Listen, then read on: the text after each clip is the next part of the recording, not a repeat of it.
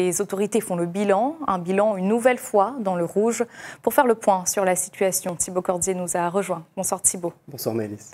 Les chiffres continuent de grimper malgré le couvre-feu et le confinement partiel, Thibaut. Oui, tout à fait Maëlys. Et on va commencer avec le taux d'incidence. Selon l'ARS au 6 août, il s'élevait à 420 pour 100 000 habitants. C'est beaucoup quand on sait que la semaine précédente, on était encore à 353 pour 100 000 habitants. C'est plus 67 points en seulement une semaine. Forcément, eh bien, le nombre de cas, lui, ne fléchit pas non plus. Plus 3 590 en seulement une semaine, ce qui amène le nombre de cas à 43 835 depuis le début de la crise sanitaire.